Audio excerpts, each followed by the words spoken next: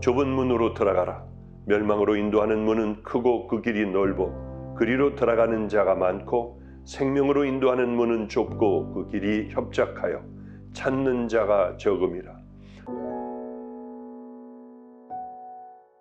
나의 반석이시요 나의 구속자이신 여호와여, 내 입의 말과 마음의 묵상이 주님 앞에 연락되기를 원하나이다.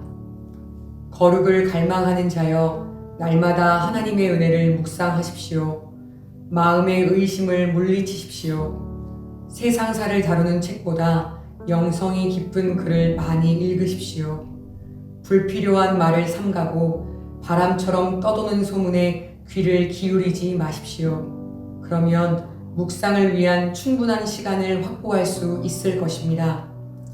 집에 가만히 있는 것이 밖에서 완벽하게 보호받는 것보다 쉬운 것처럼, 말을 적게 하려고 애쓰는 것보다 완전히 침묵하는 것이 오히려 쉽습니다. 이제 말의 불씨를 꺼뜨리고 묵상의 불씨를 살리십시오. 성도님들, 빈 수레가 요란하다라는 속담 들어보신 적 있으시죠? 제가 밖에서 물건을 나를 때 혹은 집 밖으로 쓰레기를 버리러 나갈 때 사용하는 작은 손수레가 있습니다. 바퀴 달린 카트 많이들 쓰시죠? 그런데 그게 플라스틱으로 된 가벼운 재질이어서 그런지는 모르겠지만 바퀴가 땅에 끌릴 때 굉장히 요란한 소리가 나더라고요. 그래서 특별히 밤 같은 경우에는 주변에 소리가 울리는 것 같은 느낌이 들어서 손으로 들고 들어와야 할 때가 꽤 있었습니다. 그러면 언제 그 소리가 작아지는지 혹시 아시나요? 그 카트 안에 물건을 채울 때, 무거운 물건일수록 끌리는 소리가 적어지고 부드러워지더라고요. 그 카트를 보면서 그런 생각을 합니다. 아, 이 빈 카트는 꼭 내 마음과 같구나. 내 마음 속에 아무것도 없을 때, 아무것도 가득 채운 것이 없을 때 우리들은 입으로 또 일상의 모든 분주함 속에 요란한 소리가 납니다. 나도 모르게 말이 많아지고요. 부정적인 말을 하게 되고 공격적인 말이 나옵니다. 가볍게 행동하게 됩니다. 또 남들의 큰 소리에 쉽게 귀가 열리게 되죠. 그래서 저도 모르게 가벼운 가십거리에 이 사람이 이야기하면 이쪽으로, 저 이야기를 하면 저쪽으로 마음과 신경이 쏠리는 저를 보게 됩니다. 아, 지금 내 마음은 텅 빈 카트처럼 텅 비어 있구나. 내 속에 하나님의 은혜와 말씀이 무겁게 자리 잡지를 못했구나.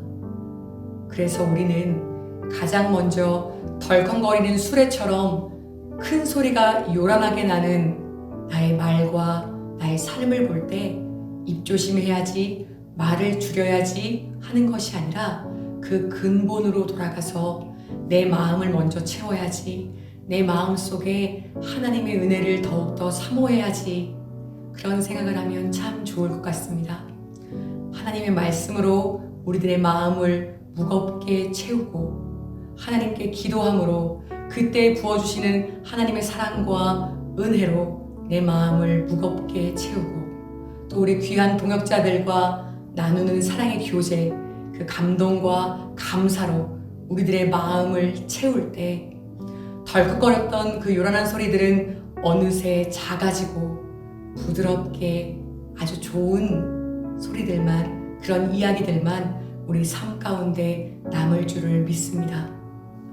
사랑하는 성도님들, 월요일이면 특히 더 분주하시죠. 마음 가운데 여러 가지 신경 쓰실 것들이 많으시죠. 우리 그럴 때 더욱더 무겁게 내 마음의 중심을 하나님의 말씀으로 가득 채워서 덜컹거리는 소리 나지 않는 묵직하고 평안하고 하나님과의 임재 가운데 머물 수 있는 오늘 하루가 되었으면 좋겠습니다. 함께 기도하시겠습니다. 사랑하는 하나님, 우리 스스로를 가만히 돌아볼 때 왜 이렇게 말과 행동이 가볍게 느껴지는지 모르겠습니다. 너무 많은 말을 했구나, 이런 실수를 했구나 자책할 때가 참 많이 있습니다. 주님, 저희 마음이 하나님의 은혜로 무겁게 채워져야 하겠습니다. 그래서 우리의 말과 행동이 자연스럽게 제어될 때까지 묵직하게 말씀으로 채워 주시옵소서. 주님의 은혜를 간절히 소원합니다. 하나님, 특별히 이제 한 주가 새롭게 시작되는 월요일 분주하고 이러저러한 사람들을 많이 만나야 할 때 주님과 더욱더 가까워지는 우리이기를 소원합니다. 주님, 저희는 연약하니 우리와 함께하여 주시고 우리 마음 가운데 주님의 사랑으로, 은혜로, 말씀으로 가득 채워 주시옵소서. 주님의 함께하심, 동행하심을 간절히 소원하옵고 우리 구주 예수 그리스도의 이름으로 기도드립니다. 아멘.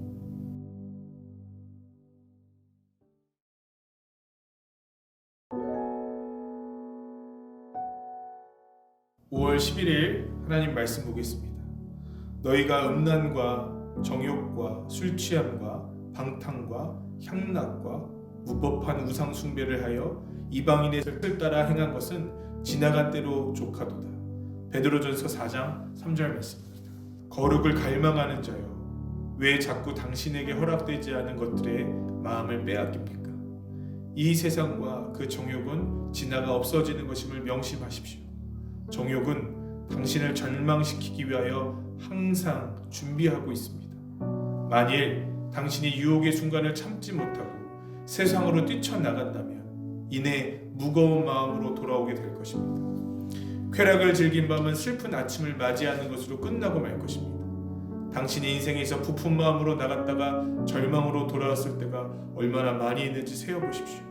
그 절망의 날을 맞이하기 전에 당신의 욕망을 남김없이 꺼내어 십자가에 못 박으십시오. 제가 어느 한 교육자와 심탄회한 얘기를 했던 적이 있습니다.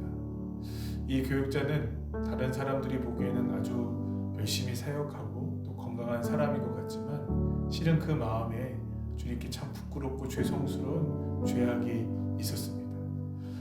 주님께서 말씀하신 것을 순종하지 못하고 또 하나님께서 기뻐하시지 않는 길을 걸었다가 다시 돌아온 이 교육자는 주님께 신앙생활을 하면서 하나님께 열심히 최선을 다해 자신의 삶을 드리려고 했지만 마음 한구석에 나는 주님께 버림받았고 주님께 부끄럽고 주님께 죄송하다라는 마음이 끊임없이 솟아나고 있었음을 보게 되었습니다. 기쁨이 없고 절망하고 좌절했다는 것이죠.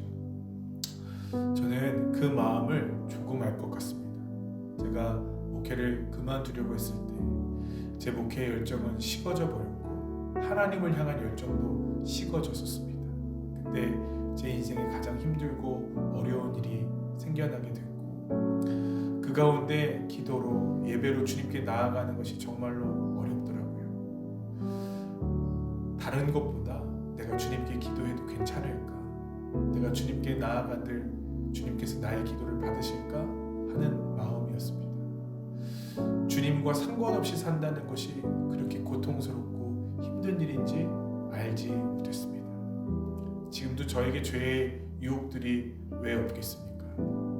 그러나 그때 제 마음의 절망을 늘 되새겨봅니다. 그때 저는 정말로 아무것도 할 수 없이 너무 무기력했습니다. 주님 없는 나의 삶은 아무것도 아니구나라는 것을 깨닫게 되었습니다. 사랑하는 성도 여러분, 주님이 기뻐하시지 않는 그 죄를 붙잡고 있으면 우린 주님께 나아갈 수도 주님께 구할 수도 주님을 향해 부르짖을 수도 없는 마치 주님께 버려진 상태처럼 되어져 버립니다. 주님이 그리하신 것이 아니라 우리가 스스로 절망하기 때문입니다.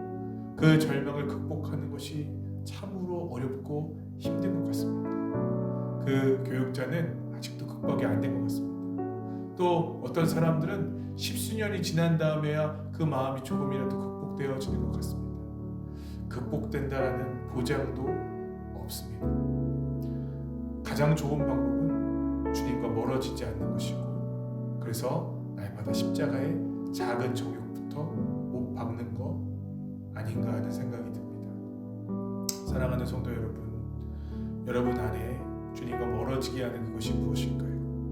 결국 그것이 여러분을 파멸의 길로 인도하고 있음을 기억하시고, 지금 멈출 수 있을 때, 통제할 수 있을 때, 내려놓을 수 있을 때, 주님의 말씀 앞에 복종할 수 있을 때 그것을 주님께 내어놓으시길 주님의 이름으로 부탁드립니다.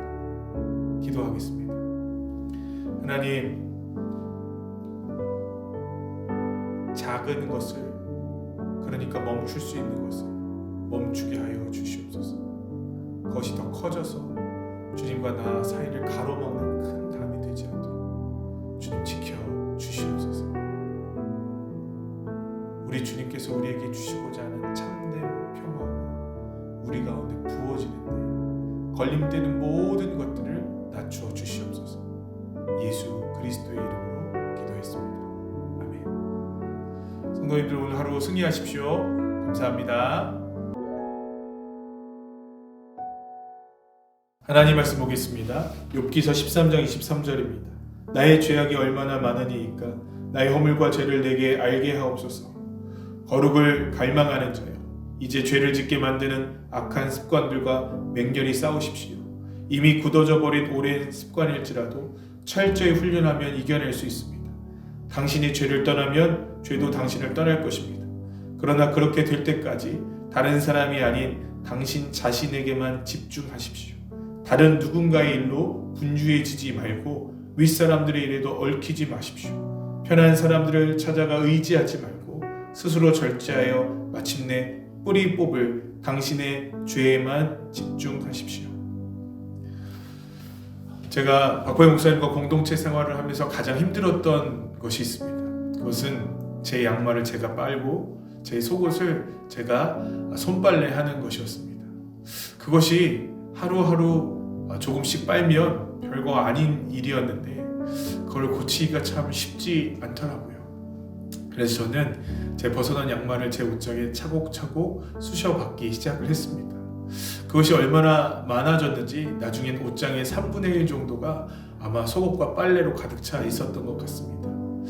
어느 날 제가 학교를 갔다가 돌아와 보니 박 목사님께서 제 옷장을 뒤져놓고 제 속옷과 제 양말을 빨고 계셨던, 저에게는 너무 충격적인 사건이 있었습니다. 저희 목사님이 저에게 늘 그러셨습니다.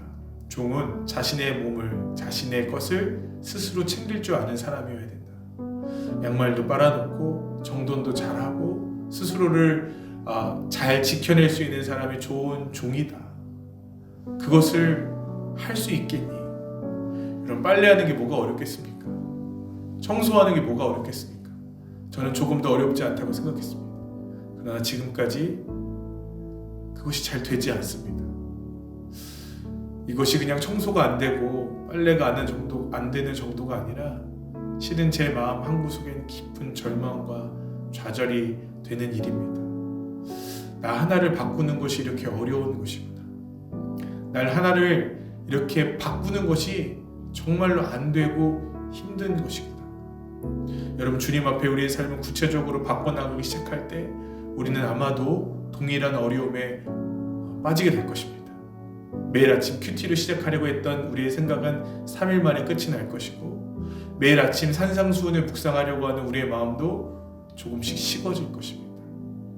그러나 우리 주님께서 우리에게 약속하신 영성 훈련의 삶은 포기하지 않으면 반드시 우리 주님께서 우리를 이끌어 주신다는, 우리를 변화시켜 주신다는 약속의 결과물입니다.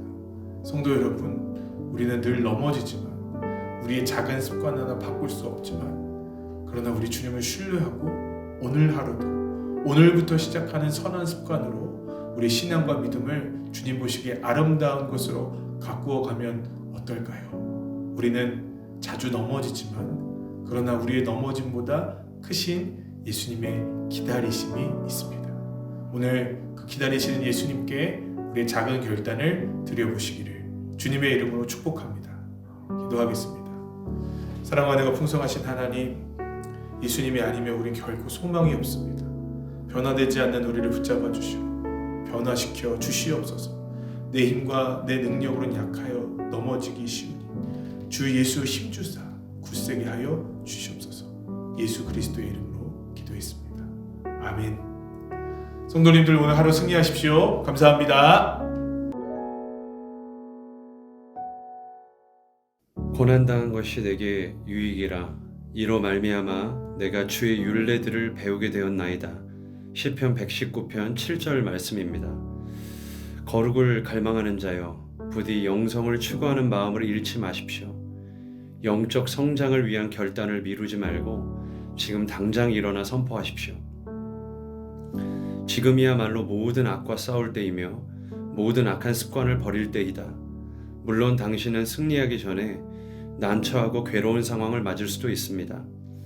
안식을 누리기 전에 물과 불을 통과해야 할지도 모릅니다. 왜냐하면 고난 없이 죄를 이기기란 쉽지 않기 때문입니다. 연약한 육신으로 사는 동안 당신은 죄로부터 자유로울 수가 없습니다. 고단함과 슬픔 없는 삶도 불가능합니다.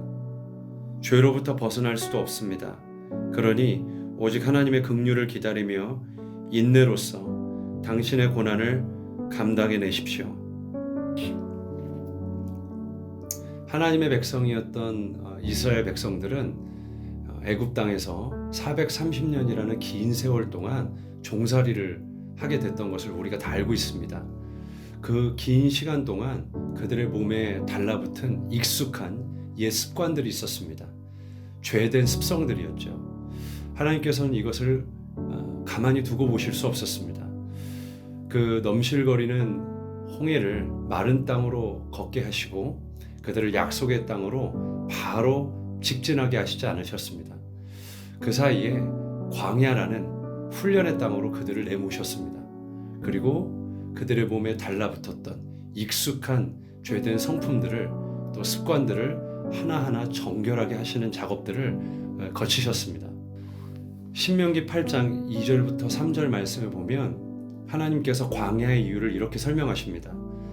내 하나님 여호와가 이 40년의 기간 동안 너로 광야길을 걷게 하신 것을 기억하라 라고 말씀하시면서 제일 먼저 언급하는 이 광야의 이유를 이는 너를 낮추시며 라고 말씀을 하십니다. 낮아져야 했습니다. 그리고 두 번째로 말씀하시기를 이는 너로 시험하사 하나님 말씀에 청종하는지 청종하지 아니하는지를 알아보려 하심이라 라고 말씀을 하셨습니다. 이것은 굉장히 중요했습니다.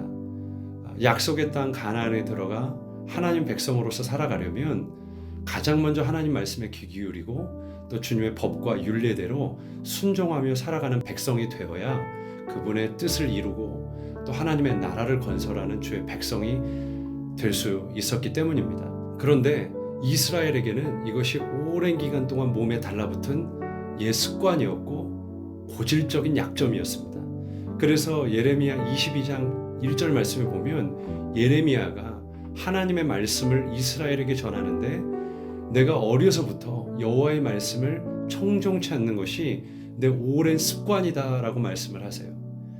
예, 맞습니다. 이스라엘에게는 하나님 말씀을 듣고 순종치 못하는 오랜 영적 고질병이 있었고 그것이 이스라엘의 취약점이었습니다.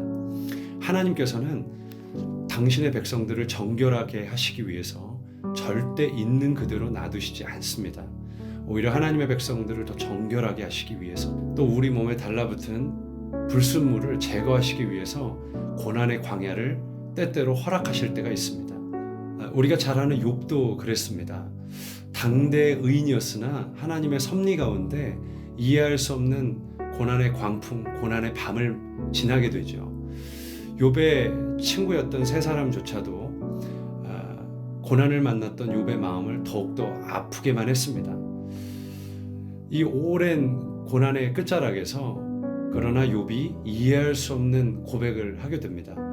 내가 이전에 주를 귀로만 들었으나 이제는 눈으로 봅니다.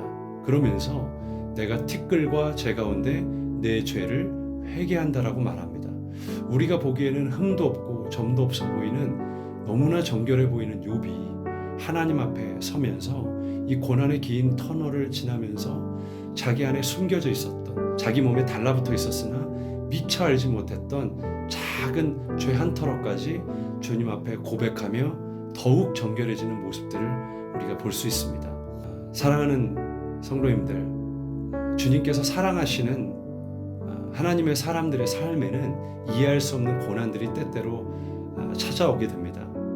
그때 우리가 상황을 탓하고 사람을 원망하는 것이 아니라 우리가 그때 우리를 정결하게 하려 하시는 하나님의 선한 계획을 바라보며 날마다 감사하고 더욱 이 시간을 주님 앞에 회개함으로 보낸다면 더욱더 우리의 신앙에 유익이 있을 줄 믿습니다.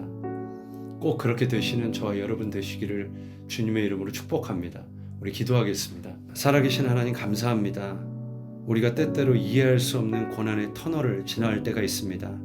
주님, 그 시간 속에 우리가 사람을 원망하고 또 상황을 탓하는 사람들이 아니라 우리가 주님의 크신 섭리와 계획 가운데 우리를 정결하게 하려 하시는구나, 우리를 정금과 같이 빚고 계시는구나, 오히려 이 한 가지 때문에 주님 앞에 감사하고 이 시기에 오히려 자신을 돌아볼 줄 아는 사람들이 될 수 있도록 주여 함께하여 주시옵소서. 감사드리며 살아계신 우리 주 예수 그리스도 이름 받들어 기도드렸습니다. 아멘. 하나님 말씀 보겠습니다. 주인이 와서 깨어있는 것을 보면 그 종들은 복이 있으리로다. 누가복음 12장 37절입니다. 거룩을 갈망하는 자여, 인생은 결코 길지 않습니다. 늘 죽음을 생각하고 준비하십시오. 당신은 오늘 있다가 내일 사라질 수 있는 유한한 존재인데 왜 죽음을 준비하며 살아가지 않습니까? 왜 눈앞에 놓인 것만 바라보며 어리석게 살아가고 있습니까? 이제부터는 내일 죽음을 앞둔 사람처럼 살아가십시오. 그만큼 모든 것에 주의를 기울여 오늘을 살아가십시오. 그리스도를 따르는 사람은 결코 죽을 것을 두려워하지 않습니다. 이제 죽음을 두려워하는 대신 더러운 죄를 피하십시오. 그것이 옳습니다. 오늘 하루도 제대로 살지 못하면서 어떻게 내일을 준비할 수 있겠습니까? 내일은 누구도 확신할 수 없는 날입니다. 얼마 전에 제 메신저에 어떤 한 자매의 생일 소식이 올라왔습니다. 그 자매의 이름은 은현이라 하는 아이였고요. 이 아이는 제가 중고등학교 때부터 교회를 다니는 것을 보았고 열심히 교회에서 반주하고 열심히 교회를 섬겼던 아이였습니다. 그 메신저를 보고 생일이 뜬 것을 마음 아파했던 이유는요, 그 자매는 지금 하나님의 부름을 받았기 때문입니다. 그 자매가 소천하던 그 장례식장에 많은 청년들이 울고 어머니도 오열을 하고 저도 그 자리에 잠시 있었습니다. 그때 청년이라 할지라도 죽음이 가까이 있는 것이구나 제 피부로 느낄 수 있었던 그 장례식이었습니다.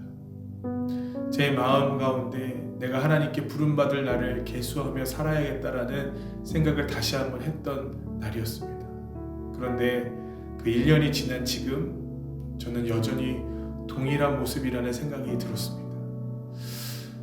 죽음을 앞에 두고 있다라는 아주 분명한 사실을 제가 늘 잊어버리고 살아가는 것이죠.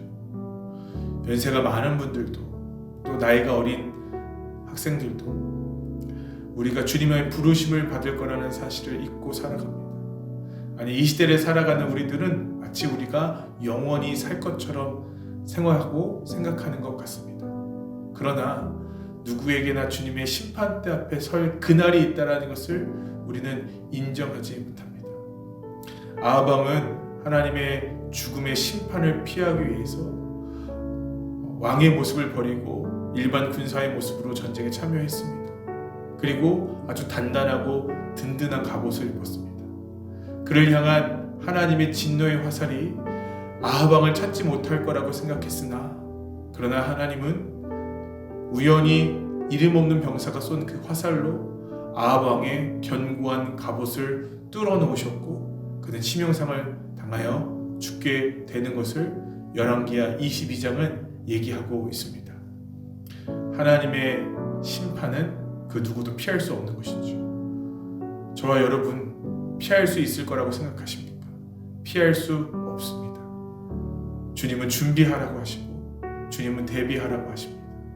그것이 우리의 은혜의 복음입니다. 사랑하는 성도 여러분, 우리가 복음을 부여잡고 산다라는 것은 마지막 그때를 늘 준비하며 살아간다는 그것입니다. 우리 것이 아닌 내일을 너무 자만하며 너무 우리의 것이라고 생각하며 살지 않았으면 좋겠습니다. 오늘 하루 주님이 주시는 은혜로 하루하루를 사시는 저와 여러분 되시기를 주님의 이름으로 축복합니다. 기도하겠습니다. 하나님, 우리는 죽음의 심판을 벗어날 수 없습니다. 영원한 것은 우리의 것이 아니라 오직 주님의 것입니다. 그런데 우리는 마치 그것의 주인인 것처럼 살아갑니다. 우리의 삶에 주님이 기뻐하시지 않는 것들을 내려놓게 하시고 주님이 기뻐하시고 영원한 것에 우리의 생명을 드리게 하여 주시옵소서. 모든 것 사랑이 많으신 예수 그리스도의 이름으로 기도했습니다. 아멘. 성도님 감사합니다. 오늘 하루도 승리하세요. 감사합니다.